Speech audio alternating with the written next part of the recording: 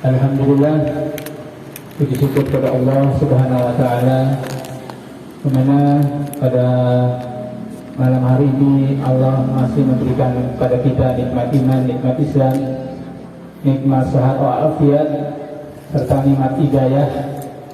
Dengan hidayah inilah kita dapat melaksanakan perintah Allah berupa siang Ramadan, menjalankan perintah Allah di bulan Ramadan untuk mencapai nilai takwa. Salawat serta salam selalu kita curahkan dan kita sanjungkan kepada baginda kita Rasulullah SAW, keluarga, sahabat, dan insyaallah kita yang istiqomah memegang teguh risalah beliau. Hadirin sekalian, hadirin rumah salat tarawih, semoga apa yang kita laksanakan pada siang hari dan malam hari ini Allah memberikan rahmat dan kurnia kepada kita dapat melaksanakan dengan keimanan dan ketakwaan. Amin ya rabbal alamin. Jemaah sekalian, pada malam hari ini kita telah memasuki malam yang ke-17. Berarti kita telah mendekati kewajiban kita sebagai umat Islam, sebagai muslim adalah membayar zakat. Zakat juga termasuk salah satu ibadah yang seperti juga salat, puasa dan haji yang sudah disebutkan dalam Al-Quran, khususnya dalam surat Al-Baqarah ayat 43. Aqimus salata wa atuz zakat wa aqamul ma'arqin. Dan tidaklah dan dirikanlah salat, tunaikanlah zakat, dan rukuklah berserta orang-orang yang rukuk. Jadi kesimpulannya bahwasanya zakat ini telah diperintahkan Allah Subhanahu wa taala dan dikuatkan dalam firman Allah di surah Al-Baqarah ayat 23, bahwasanya di samping kita bersalat, membayar zakat, dan berrukuklah bersama orang-orang yang rukuk. Jadi zakat ini adalah suatu hal yang dalam kitab Al-Mawardi didefinisikan pengertian zakat secara istilah, yaitu nama mengambil tertentu dari harta serta sifat tertentu dan diberikan kepada golongan tertentu.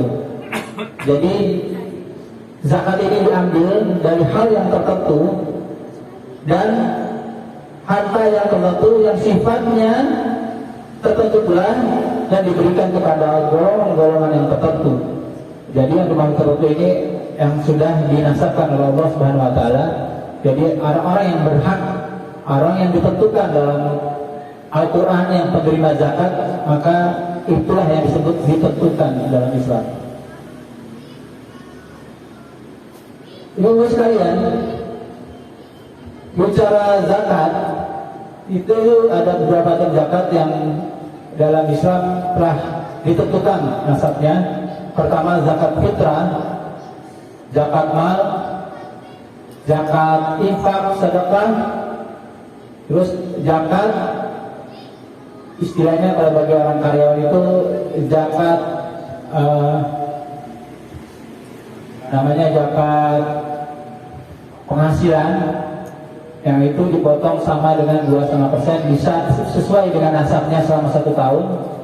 Tapi nasabnya itu kurang lebih kalau nggak salah sekitar 5 juta per bulan. Untuk zakat profesi namanya, kalau sekarang itu disebut zakat profesi bagi yang karyawan. Boleh dibayar tiap bulan, boleh juga sesuai dengan sampai nasabnya. Sepertinya sampai bulan Ramadan kita mau keluarkan zakat nasabnya 2,5%, berarti 5 kali 12 dibagi 2,5%, maka dikeluarkanlah. Itu adalah zakat penghasilan. Sampai juga dengan zakat pertanian, perniagaan, serta zakat-zakat yang lain. Jadi zakat itu akhirnya untuk menyisihkan harta-harta kita yang miliki, karena sebagian dari harta yang kita peroleh itu ada sebagian harta yang mungkin dititipkan Allah untuk orang-orang yang disebutkan tadi, yaitu orang yang tertentu. Ya, seperti ilmu sabil, orang berjihad di jalan Allah, fisabilillah, guru-guru agama, anak yatim, fakir miskin, fakir dan miskin ya, udah fakir dia miskin, ada dia fakir aja karena masih nggak cukup, tapi kalau fakir miskin dia udah tidak berusaha, dia tidak mendapat apa-apa, maka dia disebut fakir miskin. Nah, orang-orang ini yang harus kita keluarkan zakatnya. Sebagian harta yang kita miliki, mereka lah penerima zakat yang kita dapat dan yang kita peroleh.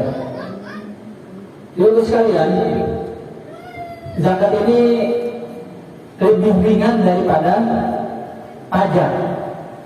Kalau pajak itu ditentukannya bukan 2,5%, tapi 5-10% dari zakat penghasilan kita. Kalau karyawan itu dipotong zakat penghasilan pasal 21, itu udah dikenain zakatnya, kita berbayar. Terus kalau kita belanja itu udah kena zakat lagi 10%. Belum kalau kita ke tempat hiburan kena lagi 10%. Itu kita keluarkan secara dipaksa. Tapi kalau zakat udah kecil cuma 2,5%, itu dikeluarinnya kadang-kadang kita nggak mau, susah untuk keluarinnya. Ya, kadang-kadang kita nggak duit emas kita simpan, dia kan belum nasabnya. Tapi setidaknya kita keluarkan zakatnya supaya kita mensucikan harta kita dan menjaga kehalalan serta keselamatan dari harta kita. Karena zakat ini perlu, maka kadang-kadang kita keluarinya, karena zakat itu akan membantu orang-orang yang membutuhkannya. Di luar agama Islam itu gajinya itu dipotong 10%.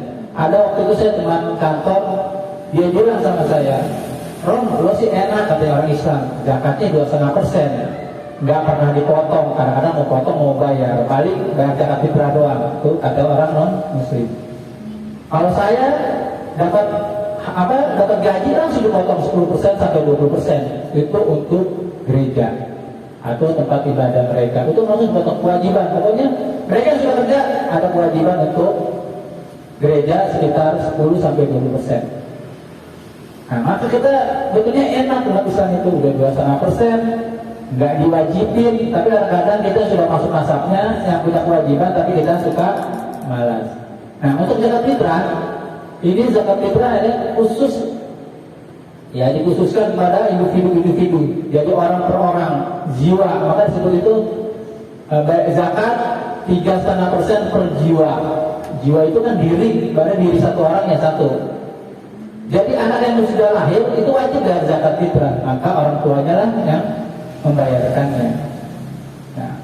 Nah bagi anak-anak yang sudah dewasa yang sudah mendapat penghasilan, kalau bisa bantu orang tuanya untuk membayar zakat fitrah, lebih bagus yang membayarkan keluarganya. Nah, zakat fitrah ini kenapa dibayar dengan makanan pokok? Karena sesuai dengan kebutuhannya, fitrahnya manusia. Karena zakat fitrah, fitrahnya manusia itu kan makan itu sesuai dengan makanan pokoknya. Ya mungkin di kita di Indonesia makannya nasi, ada yang gandum, ada roti dari gandum, ada sagu, ada segala macam. Jadi disesuaikan dengan kondisi dan geografis daerahnya masing-masing. Alhamdulillah, panitia telah membuka kepanitiaan zakat fitrah, mal sedekah dan infak. Kita lebih murah, jadi mestinya kita patokan itu sekitar seliter itu Rp12.000.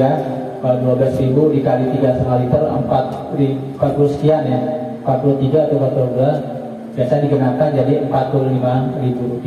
Sisanya itu biasanya untuk administrasi atau kelengkapan dari panitia zakat, seperti beli plastik, beli kupon atau segala macam. Tapi di kita ambil patokan itu sekitar 11 ribuan atau 10 ribuan, maka nilainya cuma Rp35.000 seperti tahun yang lalu. Insya Allah zakat fitrah ini akan kita terima dan kita akan salurkan di sekitar kita, jadi jamaah-jamaah kita, jadi dari kita untuk kita. Semoga zakat fitrah ini kita bermanfaat, karena tujuannya untuk ya bersilaturahmi. Ya, jadi kita mengingatkan tetangga kita, oh jadi nih kita bayar zakat, kita bagi tetangga kita, tapi dikelola oleh amil zakat yang telah disediakan oleh kita. Begitu juga zakat mal atau zakat yang lainnya yang berupa uang atau segala macam, kita akan bagikan ke sekitar kita ini ya. Tidak jauh dan tidak luas, tapi mencakup jamaah-jamaah yang selalu berada di tengah-tengah kita untuk menjalin silaturahmi dan kekerabatan serta persaudaraan. Itulah yang dapat saya sampaikan. Semoga zakat fitrah ini kita dapat tunaikan sebelum waktunya, sebelum sholat id berkumandang atau sholat id dilaksanakan, maka kita secepatnya membayar zakat. Ya, karena zakat ini berupa bahan pokok, jadi lebih baik yang boleh berbahan pokok berupa beras, atau untuk meringankan ibu bapak sekalian bisa diganti dengan nilai rupiah sebesar Rp35.000 sesuai dengan kaidah Islam. Maka pokoknya itu adalah beras setara dengan 3,5 liter dengan nilai harga sekitar 10 sampai 11.000 rupiah. Beras kita beras yang standar, tapi tidak menutup kemungkinan bagi ibu sekalian yang mungkin ya mau makan atau mengkonsumsi berasnya di atas dari 11.000 atau 10.000, itu bisa menambah nilai pembayaran zakat fitrahnya sesuai dengan ibu konsumsi di rumah dan keluarganya. Demikianlah, selebihnya saya mohon maaf. Wabillahi taufiq wal hidayah. Assalamualaikum warahmatullahi wabarakatuh. Bismika Allahumma ayya wa bismika amu. Allahumma ala zikrika wa syukrika wa husni ibadatik. Assalamualaikum warahmatullahi wabarakatuh. Allah